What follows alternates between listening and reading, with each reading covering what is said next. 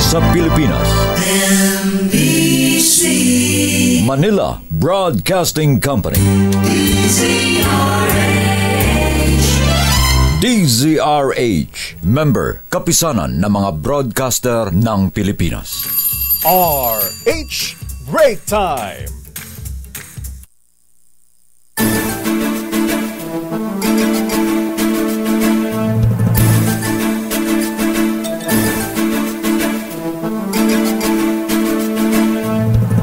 Magandang hapon, Pilipinas. Ako po si Deyo Macalma. At sa ngalan po ni Ms. Thea Petrocorpus, ako po si Jackie Resho. At narito ang headlines ng ating mga balita ngayong araw ng, anong araw na ba yan? Miyerkules. Simbang Baklaran.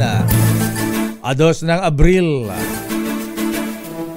Hukbong sandatahang lakas ng Pilipinas alertado na sa tinawag na cyber at political warfare.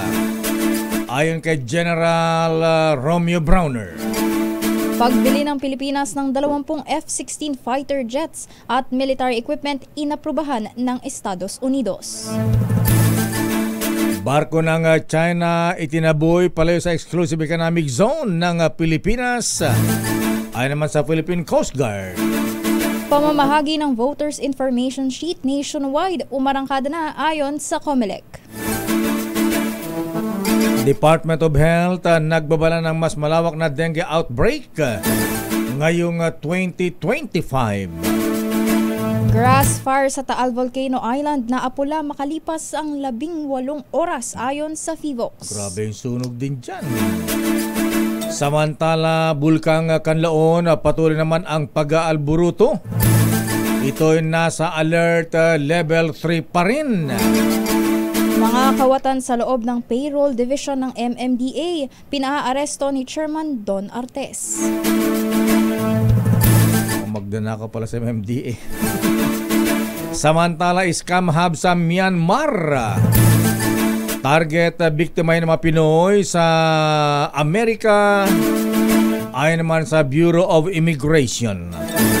Dating Pangulo at ngayon Pampanga Congresswoman Gloria Macapagal Arroyo humingi ng panalangin para sa kanyang pamilya.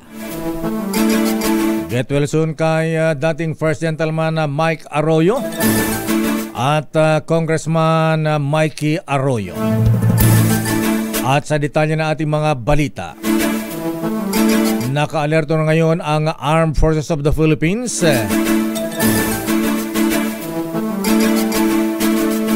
Ito'y dahil sa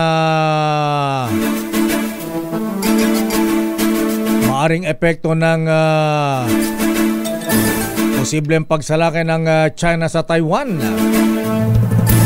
Ayon kay AFP Chief General Romeo Browner, nakakaranas na ng cyber at political warfare ang bansa na pinasukan umano ng United Front Works ng bansang China.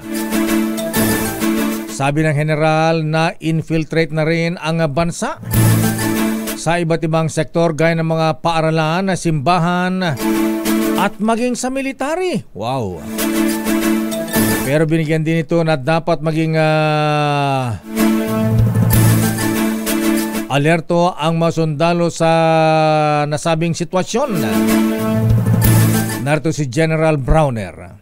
We are experiencing already cyber warfare, information warfare, cognitive warfare, political warfare. No? So, sinisingitan na tayo. The Communist China is already conducting united front works in our country. Samantala, nagsagawa ng live fire drills ang China sa East China Sea, malapit sa dalampasigan ng Taiwan bilang babala na rin sa kanilang pagkalas sa kanilang teritoryo. Ayon sa China's Eastern Theater Command, ang isinagawang drills ay upang mapagsanayan ang precision strikes sa mga pantalan at energy facilities. Agad namang nagpatrolya din sa karagatan ng Taiwan at kinundina ang patuloy na pagsasagawa ng military drills ng China. Ayon sa Taiwan Defense Ministry, nasa 76 aircrafts at 15 warships ang kanilang namataan na lumahok sa drills hanggang kaninang umaga. Una nang nanawagan din ng paghahanda si General Romeo Browner sa mga sundalo para sa posibilidad ng pagsalakay ng China sa Taiwan dahil kinakailangang isalba ang mahigit 250,000 na mga Pinoy sa naturang bansa. Bahagi naman ng contingency plan ng Sandatahang Lakas ang order ni General Romeo Browner sa Northern Luzon Command na maghanda sakaling lumusob ang China sa Taiwan. Sa panayam ng DZRH kay Colonel Francel Padilla, spokesperson ng AFP, nilinaw nito na hindi ibig sabihin na pinaganda ang masundalo na sa posibleng invasion ay makipagyera na rin ang ating mga sundalo. Paliwanag ni Colonel Padilla, pinagandaan lamang ng militar ang worst case scenario kung saan kailangan nilang ilikas ang may 250,000 na Pilipinong manggagawa mula sa bansang Taiwan. Narito si Colonel Padilla. Tinitingnan natin dito ang reality na 250,000 po ang Filipino workers na nandoon po sa Taiwan. Mm-hmm. So any development po in the region is actually not a distant concern, sir, no? But actually po, ito po itong direct matter of national security and humanitarian responsibility ng Philippines and particularly po ng Sandatahang Lakas ng Pilipinas. Samantala, inaprobahan ng Amerika ang pagbebenta ng mahigit sa $5 billion na halaga ng F-16 fighter jets sa Pilipinas. Ayon sa US State Department, ang nabanggit na presyo ay para sa 20 F-16 jets at iba pang kahalintulad na military equipment. Sa isang statement, binanggit ng Washington na palalakasin ng fighter jets ang kakayahan ng Philippine Air Force sa pagsasagawa ng maritime domain awareness. Ang naturang assistance ay pinaniniwalaan na may kinalaman sa commitment ni President Donald Trump na pag-ibayuhin ang pag-alalay sa iba pang kaalyadong bansa sa Asia. Samantala, kinumpirma ni Philippine Coast Guard spokesperson Commodore J. Tariela na sila ay may operasyon ngayon para itaboy ang isang barko ng China. Ito'y matapos namataang nasa 58 nautical miles na lamang ang layo ng research vessel na Songhang mula sa Aborlan, Palawan kanina alas 8 ng umaga. Ayon kay Tariela, isang eroplano ng Philippine Coast Guard ang nagsagawa ng radio challenge pero hindi sumagot ang nasabing barko ng China. Tumanggi naman si Tariela na magbigay pa ng karagdagang impormasyon sa pagtugon na kanilang ginagawa upang maalis ang mga barko ng China sa teritoryo ng Pilipinas. Nanindigan naman ng palasyo na nasagot na ng mga miyembro ng gabinete ang lahat ng katanungan tungkol sa pag-aresto kay dating Pangulong Rodrigo Duterte. Ito ay kasunod ng desisyon ng ekotibo na huwag nang padaluhin ang mga opisyal sa susunod na pagdinig ng Senate Committee on Foreign Relations. Ayon kay Palace Press Officer at Presidential Communications Office Undersecretary Claire Castro, sapat na ang naibigay na impormasyon sa unang hearing dahil nagkaroon na ng preliminary findings si Senator Amy Marcos. Narito ang pahayag ni Undersecretary Claire Castro. Considering the fact na nagkaroon na rin po siya ng kanyang preliminary findings. So, yun po at hindi po natin masasabi na hindi naman po tinugunan ang mga katanungan kung ito po ay in aid of legislation. So, malamang po ay sapat na po ang mga nasabi ng ating mga cabinet officials para makagawa na po siya ng kanyang batas patungkol po. Kaugnay nito, wala pa anyang tugon ng Office of the Executive Secretary sa pahayag ni Senator Amy na hihingi ito ng rekonsiderasyon para dumalo ang mga opisyal sa ikalawang pagdinig. Tutulungan naman ng Office of the Vice President ang mga Pilipinong inaresto sa bansang Qatar matapos magsagawa ng political rally. Ayon kay Vice President Sara Duterte Carpio, nakikipag-ugnayan na ang kanyang tanggapan sa iba pang ahensya para sa pagpapabot ng tulong sa mga nasabing mga inarestong Pinoy. Una rito tiniyak na rin ng Malacanang na hindi nila pabayaan ang mga inarestong Pinoy at magbibigay pa rin sila ng tulong assistance, kabilang na ang pagbibigay ng legal assistance kahit ang mga nagsagawa ng rally ay pro-Duterte. Wala namang basehan ang sinasabi ni Attorney Harry Roque na political persecution na dahilan ng kanyang pag-apply para sa asylum sa the Netherlands. Ayon kay Surigao del Norte Representative Robert Ace Barbers, hindi naman si Roque ang target ng investigasyon ng Quad Committee. Aniyay nahagip lamang si Roque nang matuklasan ang pagkakasangkot nito sa milyong-milyong kita ng mga pogo sa bansa. Binigyan din umano siya ng pagkakataong magpaliwanag pero pinili ni Roque na hindi sumipot sa mga pagdinig. Samantala, nilinaw ni Barbers na mapapawalang bisa na ang mga arrest order na inisyu ng Quadcom pagkatapos ng 19th Congress. Ipinauubayan naman ng Malacanang sa Kongreso kung gagamitin sa impeachment trial laban kay Vice President Sara Duterte Carpio ang mga bagong pangalang nadiskubre sa confidential funds ng Office of the Vice President. Kasama ito ng mga bagong pangalang naglutangan na tinawag na mga mambabatas na Team Grocery. Una nang binigyan din ng Malacanang na obligasyon ni Vice President Sara na ipaliwanag ang mga natuklasang kahinahinalang mga pangalan sa paggamit ng kanyang confidential funds. Kabilang sa mga bagong pangalan na lumutang na benepisaryo umano ng confidential funds ni Vice President Sara ay ang pangalang Miko Harina, Sala Kasim, Beverly Claire Pampano, Patiting at Ralph Jos Bacon. Nakakagutom naman yan. Wala bang ano rito? Wala bang corned beef? Wala bang tapa? Parang pang breakfast ata yan lakay menu. Samantala, malapit nang matapos ang paghahanda ng House Prosecution Panel para sa impeachment trial ni Vice President Sara Duterte. Ayon kay Iloilo 3rd District Representative Lawrence Defensor, nasa 80% na ang kahandaan ng prosecution at nagsagawa na rin sila ng mock trials. Anya, pinaghahandaan rin ng House prosecutors ang kanilang magiging tugon sakaling questionin ng defense team ang kanilang mga ebidensya at witnesses. Dagdag nito, hindi naging madali ang preparations lalo na't kasabay nito ang kauumpisa lamang na pangangampanya para sa local candidates. Babalikan natin na lang pang detalye ng ating mga balita. Diyan pala sa payroll division ng MMDA. Merong kawatan. Abay, ipinaaresto ni Chairman Don Artes. May daw dyan lakay salary deduction daw eh. So, yun yung medyo...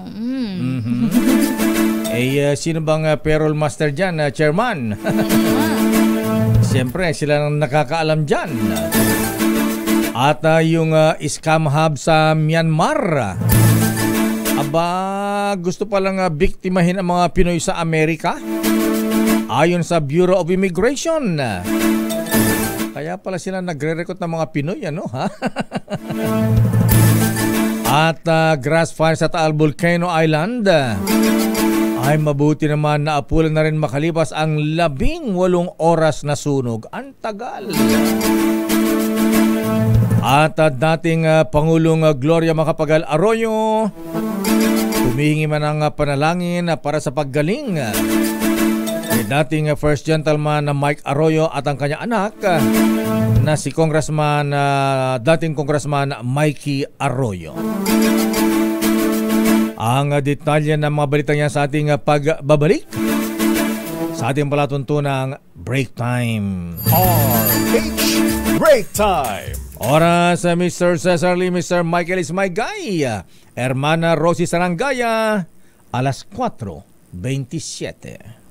Ang oras na yan ay Oras sa Miss Jackie O. 4:34 ng hapon. Oy, nakiramay tayo, Miss Jackie. Ayan, namatayan pala si Val. Ayan. Yan. Condolences po. Yan, kay Val Kilmer. Ayan, kailan si Val Kilmer? Hindi lakay. Si Batman.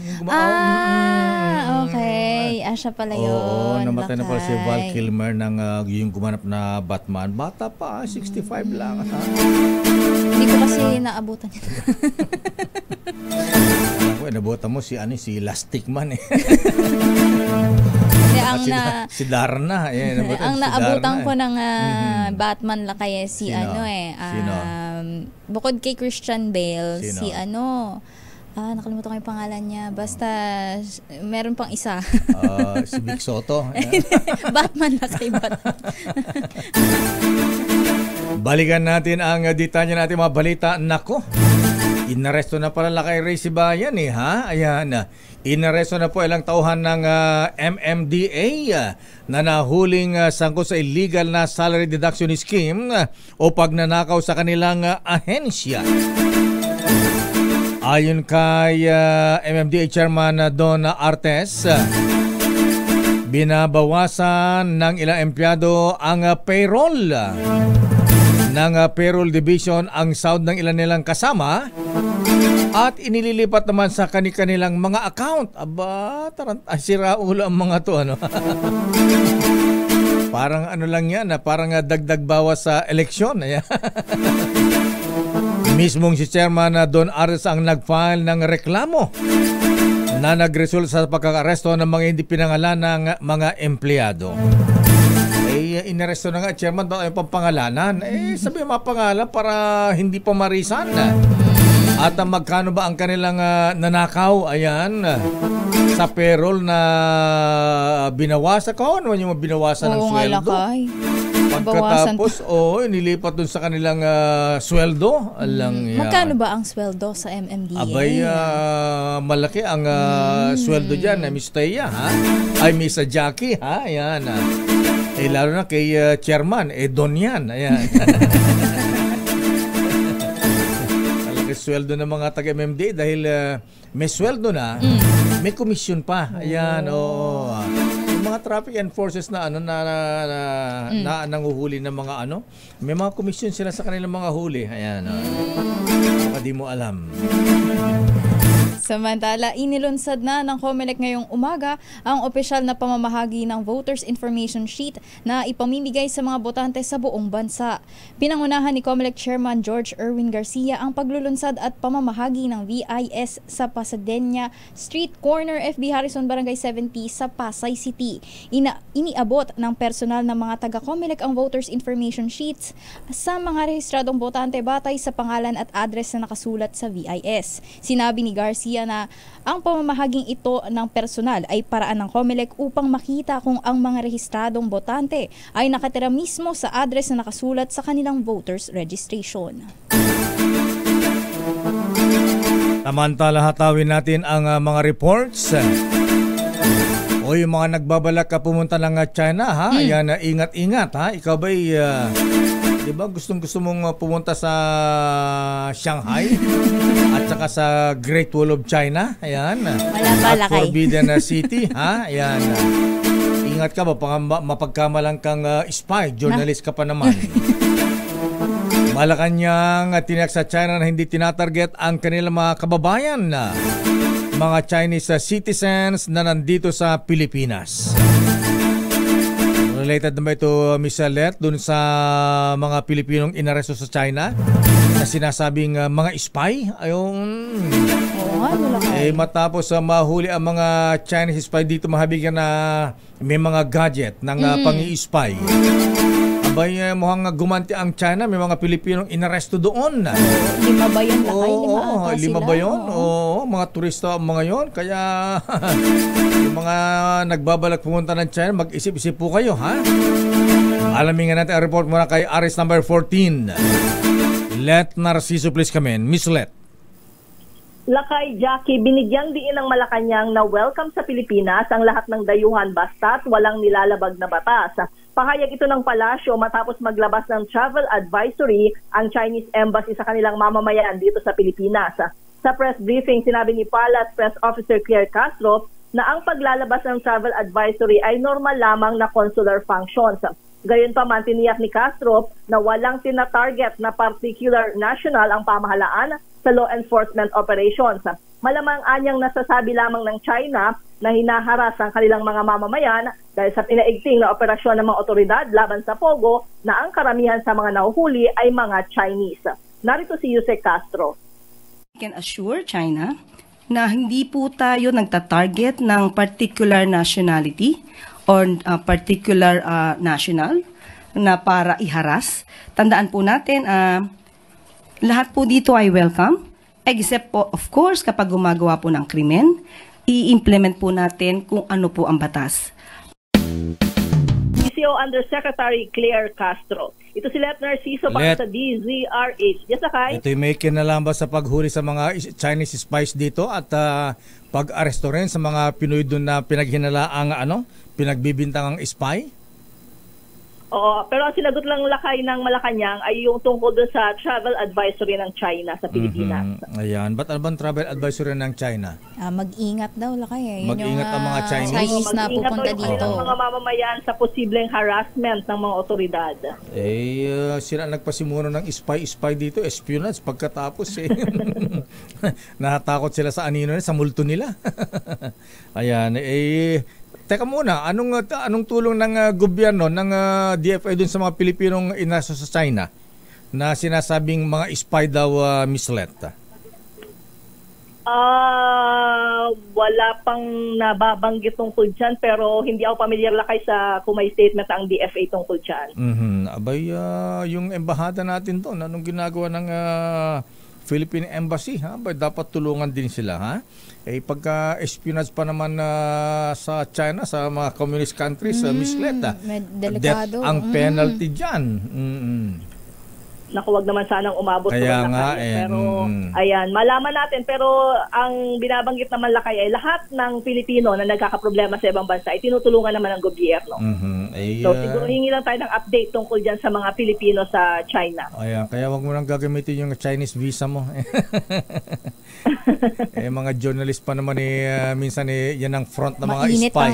Mainit ang mata sa mga journalist. Mga front kasi ng mga spy din yan, ha?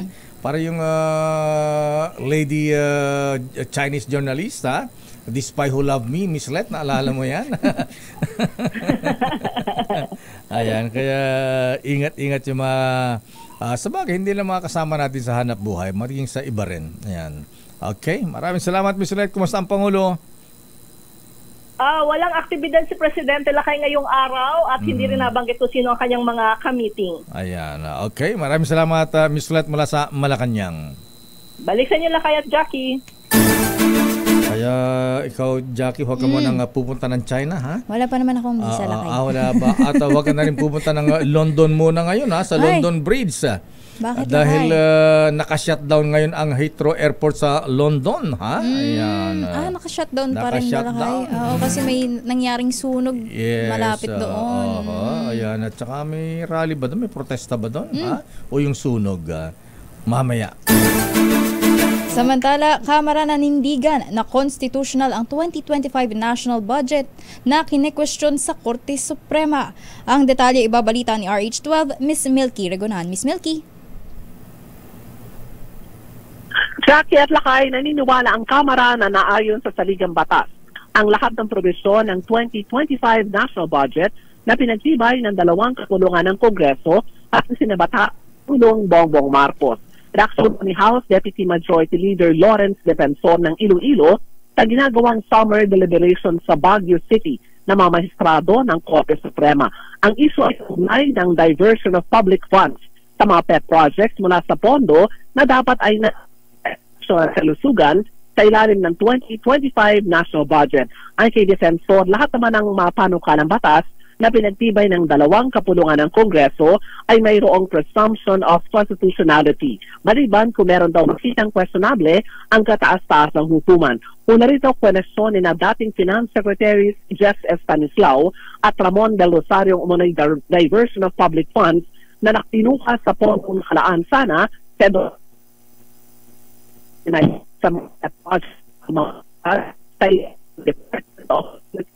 Ako, ginajam na yung mukhang na-intercept na ng anong gamit ng mga spy?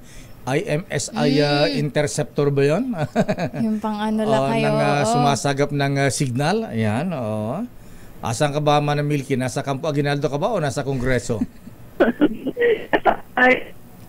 Kasi konting pihit pa, Miss Milky. Kasi Manang Milky, nasa gilid-gilid lang ng Campo Aguinaldo ito eh.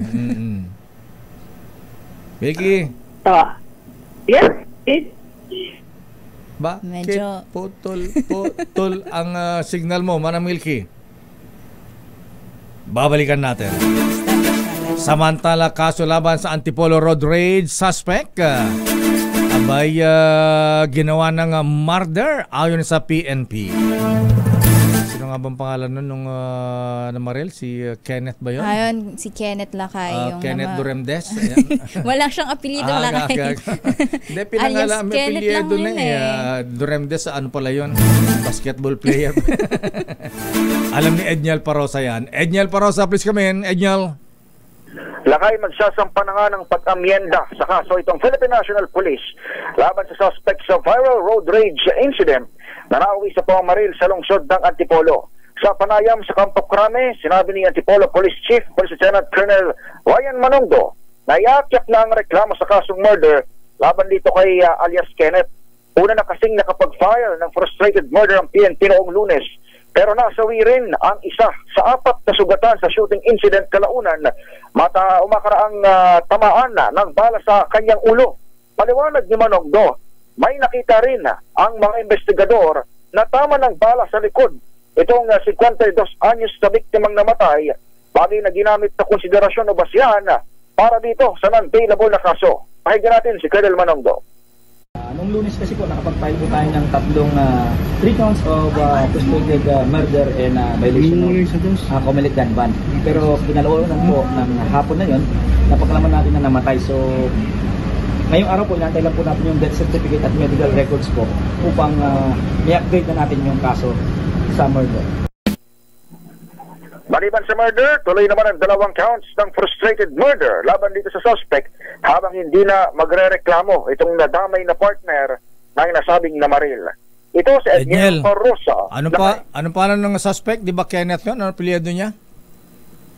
Hindi ko lang kay malala, parang binanggit yan nung pinangalanan na eh. Ayan, binanggit yan noong ginawaran ng medalya yung mga polis na naka-arresto sa kanya. Pero hindi ko lang mabatid lakay kung De La Cruz o binanggit nakalimutan ko lang lakay din. Ayan, okay. Dapat pinapangalanan na. Minsan di consistent ang PNP, minsan pinapangalanan, minsan hindi. Ayan, Ang alam ko na kayo talaga, ang policy talaga is hindi na pangalanan ng buo. Pero yung kanyang ginagamit naman na alias, for sure yun ay kanyang first name talaga. Yan ang kinasuhan na, public record na yan. Dapat pinapangalanan na yan eh. So, kaya lang, ang argument lang kayo is hindi pa nakahatulang guilty. Kaya suspect pa rin. Lalo pat, alam mo, sensitive mo yan dahil may cybercrime mo. Kapag inere ko na rin sa DZRH, Facebook at YouTube, madaling balikan itong magagandang klase ng insidente. Kalokohan naman yan. Nasa police blatter na nga, may kaso na nga sa korte, ayaw pong pangalanan. Anyway. Saka may video naman. Yan, kitang-kita na nga. Kita-kita yung mukha. Ayan, kaya di natin maintindihan ng PNP kung minsan din. Anyway, sige.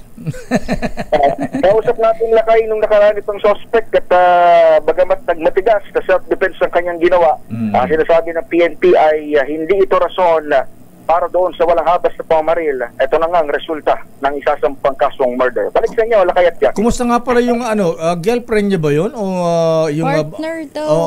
Partner lang na ginamit na term eh. Kasi magkaiba ng surname. Magkaiba ng surname doon sa police report. Pero partner yun lakay. Yun yung unang nakalabas ng ospital eh. Dahil ang tama lang naman ay sa hita. Sabi ng Rizal Police. Akala ko ulo din ang tama, hita lang pala, daplis lang. Lower part ng body at hindi na rin daw sasampa ng reklamo. Siyempre, sarili niyang partner yon. Pero yung the rest, tuloy yung kaso laban doon sa suspect. Ano bang trabaho nitong si Kenneth? Ba't mayroon siyang baril? gun ban pa. May exemption ba siya? Gun ban exemption? Kumpirmado na sa kanya yung baril, pero wala siyang permit mula sa Commission on Elections para magbitbit ng baril dahil sa epekto nga ng gun ban. Yung kanyang pinakatrabaho, hindi related lakay sa kanyang pagbitbit ng baril. In fact, siya ay negosyante, in particular sa isang trading na negosyo. At yun nga, hindi siya part ng kung ano man na secure o kung ano man na magdadala ng baril. Kaya talagang kasama doon sa kanyang kaso, maliban doon sa 2 counts of frustrated murder at isang murder, yung paglabag sa election gun ban, Lakay. Okay, maraming salamat, Angel. Balik sa inyo, Lakay at Jackie.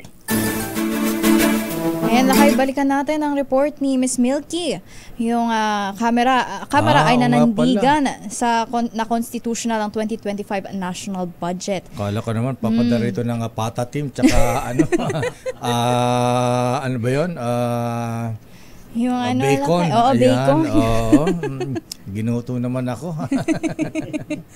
Okay, balikan natin sa manang Milky. Milky, please come back. Lakay at Jackie, naniniwala ang Kamara na naayon sa saligang batas ang lahat ng probisyon ng 2025 national budget na pinagtibay ng 2 kapulungan ng Kongreso at isinibatas ni Pangulong Bongbong Marcos. Naaksyon ni House Deputy Majority Leader Lawrence Defensor ng Iloilo sa ginagawang summer deliberation sa Baguio City na mga mahistrado ng Korte Suprema. Ang issue ay kaugnay ng diversion of public funds sa mga pet projects mula sa pondo na dapat ay nakalaan sa edukasyon at kalusugan sa ilalim ng 2025 national budget. Ayon kay Defensor, lahat ng panukalang batas na pinagtibay ng 2 kapulungan ng Kongreso ay mayroong presumption of constitutionality. Maliban kung merong makitang questionable ang kataas-taasang hukuman. Una rito, kwestiyon na dating Finance Secretary Jeff Estanislao at Ramon Del Rosario ang umunoy diversion of public funds na kinuha umano sa pondong nakalaan sana sa edukasyon at kalusugan. Ito umano'y dinivert sa mga pet projects sa mga mambabatas sa ilalim ng Department of Public Works and Highways. Ako si Neil Criguna, nagulat para sa DZRH, una sa Pilipinas, una sa Pilipino. Ay, salamat manang Milky Sikoya Rigunan. Babalikan natin ang lampang detalye na ating mga balita. 3 suspect sa pagpatay sa isang broadcaster sa Misamis Occidental. Inabsuelto. Allah. Samantala, LTFRB naglabas naman ng direktiba sa TNC at TNVS. Ano ba ang TNC, Miss Jackie? Hindi ko rin matandaan, Lakay. Sino ba nga gumawa nito? Lagyan nyo yung buo pagka hindi masyadong common. Miss sino nga gawa nito? Si Wina? Ayan. Si Miss Josa at Miss Sofia. Ayan. Sundin daw ang batas sa pagbibigyan ng 20% discount sa mga senior citizens at mga PWDs. Kasi bibigyan ng discount? Standby Noche Kaka, si Standby Boy Gonzales, si Standby Val Gonzales. Oras Miss Jackie O. 7 minuto bago mag-alas 5 ng hapon. Ruel Recio, ayan. Nababati sa kanyang dating girlfriend, si Maribik. Ayan. Ha? Iba yun. Ay, iba ba yun? Akala ko Maribik. Dati niyang girlfriend si Fermilin. Fermilin ba? Akala ko Maribik. Away yan. At happy birthday na lang muna kay Eric Lucero ng Disa Ray sa drama. Alabang parandam si Eric Lucero. Ayan, Kuyang Fillmore Balmaceda, happy birthday. King Quintanar at binabatir natin si Yusek Jerome Oliveros ng Department of Agriculture. Si Monchet, ayan, at si Agriculture Secretary Kiko Chu Laurel. Balikan natin ang mga reports sa Miss Jackie. Noche Kakas muna. Overstaying Pakistani national arestado ng Bureau of Immigration sa Makati City. Ang detalye ibabalita ni RH27 Noche Kakas. Noche. Lakay at Jackie, inaresto ng mga tauhan ng Bureau of Immigration ang isang Pakistani national matapos matuklasang overstaying na ito, Lakay, sa lungsod ng Makati. Hulog sa kamay ng BID ang dayuhan na si Casta Raman, 42 anyos, isang Pakistani. Inuli si Raman na lakay sa isang convenience store sa Antonio Arnaiz Avenue, Barangay San Lorenzo, sa lungsod. Ayon sa report, walang maipakitang passport at iba pang kaukulang dokumento na nag-renew umano ito ng kanyang visit sa Pilipinas na isang malinaw na paglabag sa Philippine Immigration Laws. Nasa kustodiya na ng BI Warden na facility sa lungsod ng Taguig si Raman habang hinihintay ang kanyang deportation order. Una nang sinabi na BI sa mga dayuhan na mag-comply ng mga ng mga legal na documents sa kanilang pagpapanatili para hindi umano maharap sa deportasyon. Arin sa 27 na si Kakas DCRH, una sa Pilipinas, una sa Pilipino. Maraming salamat, Noche Kakas. Muchas gracias. Samantala mula kay Boy Gonzales sa pag-absuelto sa 3 suspect sa pagpatay sa isang broadcaster sa Misamis Occidental. Ikinadismaya ng head ng Presidential Task Force on Media Security. Aris number 29, Boy Gonzales. Please come in. Boy. Lakay, dismayado si dating Presidential Task Force on Media Security Executive Director Paul Gutierrez sa pagka-absuelto ng 3 suspect sa pagpaslang sa broadcaster sa Misamis Occidental na si Juan Jumalon Elias Johnny Walker. Isa niya itong malungkot na pangyari para sa mga naniniwala sa criminal justice system ng bansa. Una rito, sabi ng Kalamba RTC Bigo Umano, ang prosecution na patunayang guilty beyond reasonable doubt ang mga suspect na sina Jolito Magumpit at mga pinsang sina Reynante at Boboy Bongkawel. Nagpasalamat naman si Gutierrez sa PNP, Armed Forces of the Philippines, DOJ at National Prosecution Service, maging iba pang individual na tumulong sa kanilang mga makakuha ng hustisya. Magugutan si Jumalon ay binaril sa loob ng kanyang studio booth habang nagsasagawa ng live broadcast noong November 2023. Umaasa si Gutierrez na matutulungan ng gobyerno ang pamilya ng biktima na makamit ang hustisya. Ito si Boy Gonzales para sa DISA Red Zone sa Pilipinas, una sa Pilipino.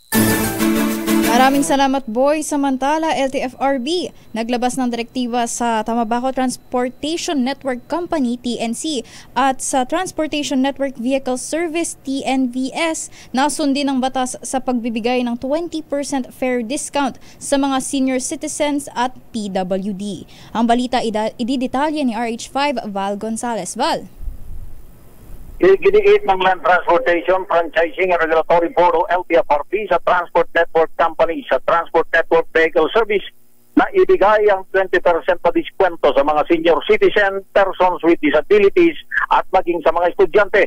Ito ayon sa LTFRB ay mandatory sa ilalim ng Memorandum Circular 2025-10 na nilagdaan nito lamang Marso 19, 2025. Nakasaad sa NC na ang 20% discount ay dapat paghatian ng TNC at TNVS operator at hindi dapat naipasa sa mga driver. Inilabas ang kautusan kasunod ng reklamong natatanggap ng regulatory agency na ipinababalikat ng TNC at TNVS ang diskwento sa mga driver.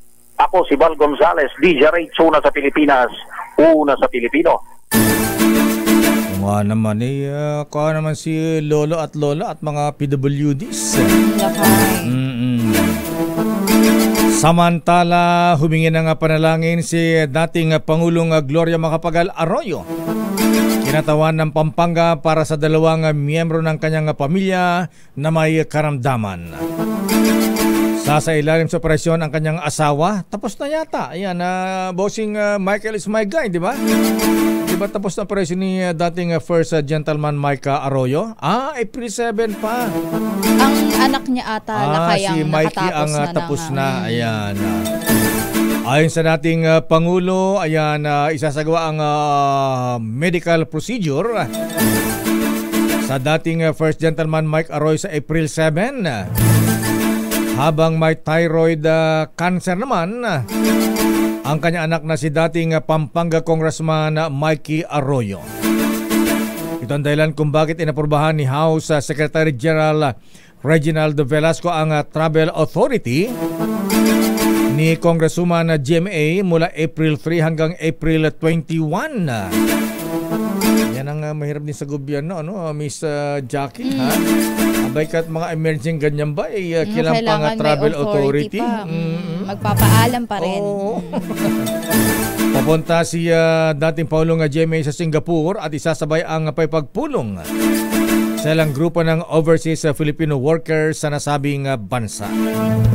Soon, First Gentleman Mike at Congressman Mikey Arroyo. Ayan.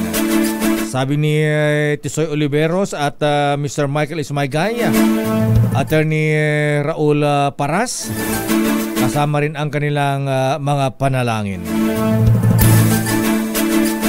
Samantala, target ngayon ng mga scam hub sa Myanmar ang mga Filipino migrants sa bansang Amerika. Ayon sa Bureau of Immigration, ito ang inihayag sa kanila ng mga nailigtas ng Pinoy sa isang scam hub sa Myanmar.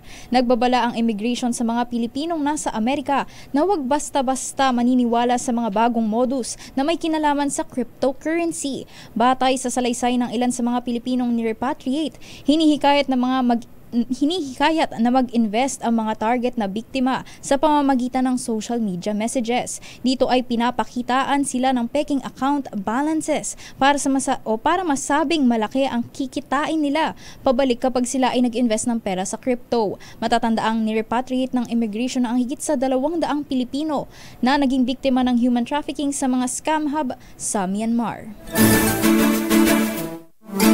Samantala, nabahala naman ang trabaho party list sa pagtaas ng antas ng kagutuman sa bansa batay sa latest survey ng Social Weather Stations.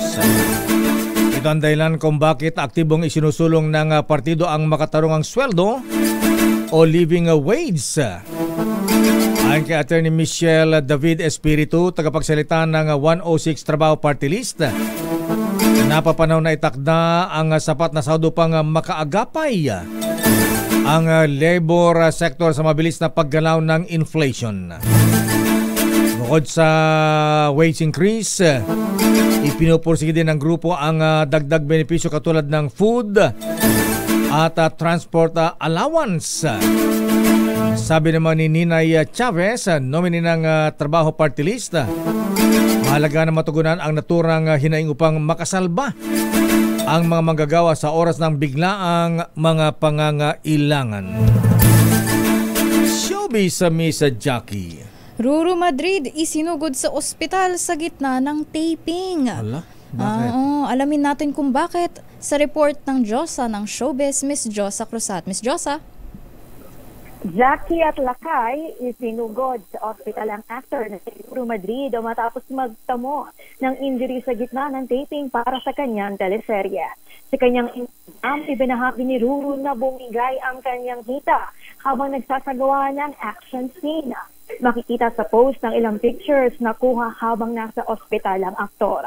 Ayon kay Ruru, kinumpirma ng doktor na tumingin sa kanya na napuruhan ang kanyang hamstring. Ikinalungkot naman ni Ruru dahil kailangang pansamantala munang itigil ang kanilang shooting dahil sa nangyari.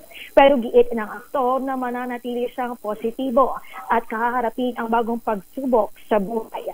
Todo pasasalamat naman si Ruru sa mga nangungumusta sa kanya, lalo na sa kanyang girlfriend na si Bianca Umari na umagapay sa kanya at sinamahan siya sa ospital. Pahabol pa ni Ruru sa kanyang IG post, he will come back stronger. Para sa Break Time Showbiz, ito si Josa Cruzat na nag-uulat para sa DZRH, una sa Pilipinas, una sa Pilipino. The road is long. Maraming salamat, Miss Josa Cruzat. At binabati natin si Attorney Orly D, Judge Boyet Mapili at General Alex Go. At maraming salamat sa Sweet Spring Country Farm ng Tagaytay. Aba, may padala rito all natural chemical free na mga fresh veggies. Gulay-gulay. Kaya lang wala yung aking favorite. Ayan. Ano bang favorite mo? Wala yung hindi kasama yung utong tsaka kabatiki rito. Tsaka yung upo. Ayan. Ayan, maraming salamat po. Ayan, dyan sa sino may-ari na ng Sweet Spring Country Farm. At sabi ni Mr. Michael is my guy, nagsara ang palitan sa dolyar ngayon, 57.21, Miss Jackie. Aba, same yata kahapon ha? Ayan. Talakay, oo. Kahapon nagsara 57.21 din. Ayan. Maraming salamat, Mr. Michael is my guy, ang ating business correspondent. At magandang hapon, bossing Cesar Lee. Ayan ang mga taga Toyota Alabang. At ayan ang kaba natin palatuntuan ng break time. Ako po si Deo Macalma. At sa ngalan po ni Miss Thea Petra Corpus, ako po si Jackie Resho. O nga pala, get well soon kay Miss Thea, ha? Ayan. Pagaling po kayo, Miss Thea. Ewan ko ba kung nakain at saka nainom. Ayan. Inom na po kayong kalamansi. Walang boses. Ayan. Sabi ko tatlong kutsarita lang na emperador yan. Ayan. Sigaan ng kalamansi. Ayan. Mawawala yan, Miss Thea, ha? Susunod na mga balansyadong balita, Chairman of the Board Henry Uri at Miss Kay. Nako, Miss Kay, ingat ka sa pagpupunta ng China, ha? Baka mapagkamalang kang spy, ha? Sa bagay, di siguro huliin dahil sponsor naman Chinese Embassy. Daw lang. Wala sponsor si Henry Uri. Di ba ako ng visa sa The Hague, the Netherlands? Bye-bye. Ingat. Stay safe. Oras ganap ng 5:07. This time